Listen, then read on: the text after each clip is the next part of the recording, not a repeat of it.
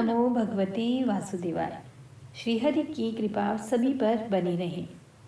जय श्री राधे, जय श्री कृष्ण। वरुथनी एकादशी व्रत की आप सभी को बहुत बहुत शुभकामनाएं।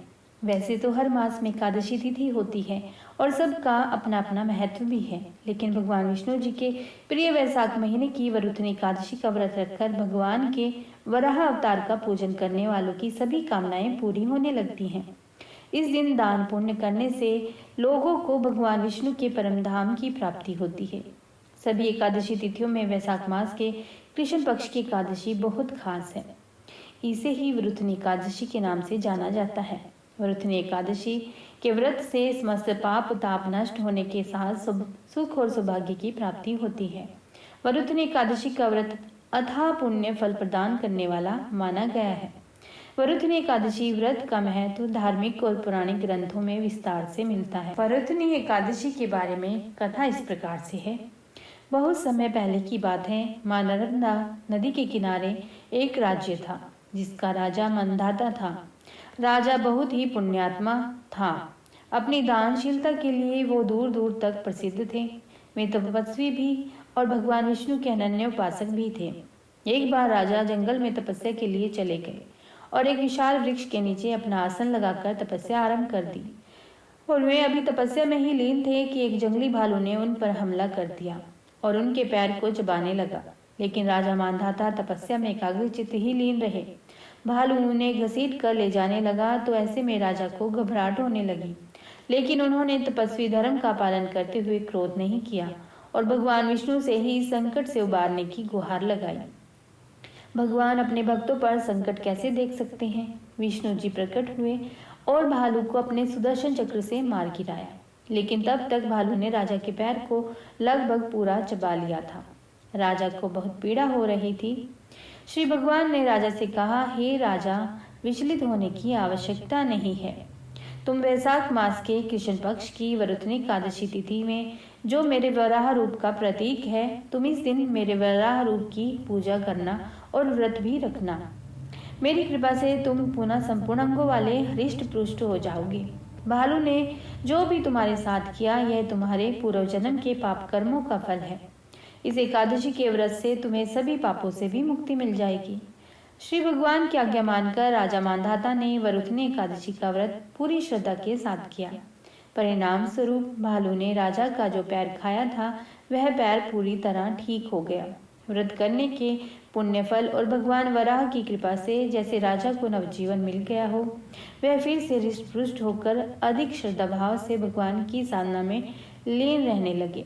वरुथनी एकादशी का व्रत करने से कोई भी राजा की तरह भगवान की कृपा का अधिकारी बन सकता है। ओम नमो नारायण। शास्त्रों और पुराणों के अनुसार एकादशी को हरि दिन और हरिवासर के नाम से भी जानते हैं। इस व्रत को वैष्णव और गैर वैष्णव दोनों ही रखते हैं। एकादशी के व्रत को हवन यज्ञ और वैदिक कर्म कांड से भी अधिक फलदायी माना गया है। इस व्रत की एक मान्यता यह भी है कि इससे पूर्वज या पितरों को स्वर्ग की प्राप्ति होती है।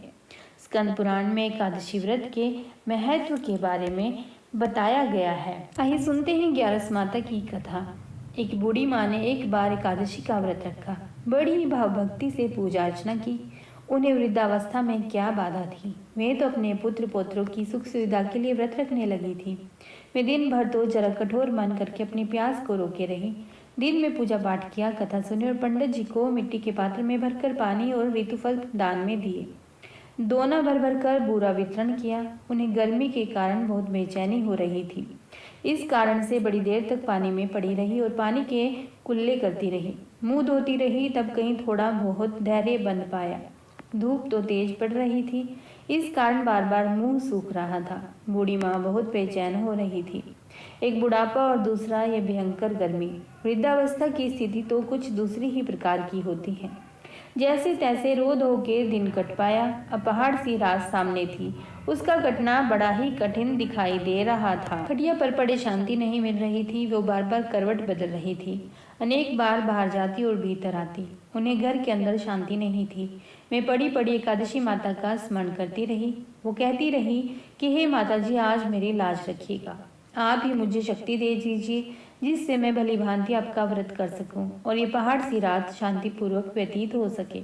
प्यास के कारण बूढ़ी माँ की बेचैनी तो बढ़ ही रही थी। उन्होंने धैर्य रखने का बहुत प्रयास किया, किंतु सहनशीलता की सीमा टूट गई और वो घबरा कर एकदम चिल्ला पड़ी। बोली कि बचाओ बचाओ। अम्मा का चिल्लाना सुनकर परिवार भर के नर नारी, बच्चे और पड़ोसी इकट्ठे होकर बूढ़ी अम्मा की खटिया के पास पहुंच गए। सबने पूछा कि अम्मा जी, आपको क्या हो गया? आप क्यों चिल्ला पड़ी थी? आप इस वृद्धावस्था में ये कठिन व्रत क्यों कर रही हैं? अम्मा जी, शक्ति से ही भक्ति होती है। थोड़ी ही देर में मैं फिर से बोली कि अरे, हमारे तो प्राण ही निकले जा रहे हैं। मेरी छाती पर ठंडे पानी का घड़ा रख दी। नातियों ने दादी की छाती पर ठंडे पानी का पात्र रख दिया। तब कहीं उन्हें थोड़ा बहुत आराम मिला और थोड़ी देर के लिए उन्होंने अपनी आंखें बंद कर ली। एकादशी माता ने सोचा कि ये बूढ़ी अम्मा है तो बहुत कठोर, जरा जाकर उसकी परीक्षा लेना चाहिए। वे आधी रात को मुर्गा बनकर टेर लगाने लगी। मुर्गी की आवाज़ सुनकर दादी जल्दी से उठी और बाहर जाकर आसमान की ओर देखा, किंतु आसमान में कहीं उन्हें सुबह का तारा दिखाई नहीं दिया। वे सोचने लगी कि ये मुर्गा क्यों और कैसे बोल गया। उन्हें प्यास तो बढ़ ही रही थी। थोड़ा बहुत उनका मन भी विचलित होने लगा था, किंतु उन्हें दृढ़ निश्चय किया कि अब मैं व्रत को पूरा करके ही छोड़ूंगी, चाहे भले ही मेरे प्राण भी निकल जाएं। यह सोचकर वो खटिया पर लेट गई। थोड़ी ही देर में एकादशी माता ने उनकी फिर से परीक्षा लेनी चाहिए। एक छोटी सी बालिका एक गिलास में शरबत लेकर उनके सिरहाने खड़ी हो गई और जोर से बोली कि दादी जी, सवेरा हो गया है, आप हाथ मुंह धोकर शरबत पी लो। पहले तो शरबत का गिलास देखकर उसका मन ललचाने लगा, किंतु अचानक व्रत का स्मरण हो आया और उन्होंने सोचा कि मैं किसी भी प्रकार से अभी शरबत नहीं पी सकती, और वह शांतिपूर्वक अपनी खटिया पर लेट गई। फिर थोड़ी ही देर में उन्हें ऐसा लगा जैसे किसी ने उन्हें पानी के कुएं में पटक दिया हो। वो बड़ी देर तक उस कुएं में हाथ पांव चलाती रही, किंतु उन्होंने अपने मुंह में पानी की एक बूंद भी नहीं जाने दी और दृढ़ता पूर्वक अपना व्रत का पालन करती रही। थोड़ी ही देर में न जाने कहां से सामने आग जलने लगी, जिससे भारी गर्मी पड़ने लगी। प्यास के कारण प्राण निकलने लगे, किंतु बूढ़ी अम्मा को कुछ भी नहीं हुआ। वे जहां की तहां मुस्कुराती हुई बैठी रही। थोड़ी ही देर में बाहर प्रकाश दिखाई देने लगा। ऐसा लगा कि जैसे सवेरा हो गया हो। बूढ़ी अम्मा ने जब बाहर निकल कर देखा तो समझ गई कि अभी सवेरा होने में 3-4 घंटे की देरी है। यह जानकर वो शांतिपूर्वक इधर उधर घूमने फिरने लगी। एकादशी माता यह बात अच्छी तरह से समझ गई कि बूढ़ी अम्मा किसी भी प्रकार से अपने व्रत को नहीं टाल सकती। वे उनके सत्य व्रत को अच्छी तरह से समझ गई। सवेरा होते ही बूढ़ी माँ ने स्नान किया, भगवान का पूजन पाठ किया, एकादशी माता की कथा सुनी, ब्राह्मणों को दक्षिणा देकर भोजन कराया। तब कहीं उन्होंने जल ग्रहण किया। कन्याओं को भोजन कराने के बाद अम्मा ने भोजन किया।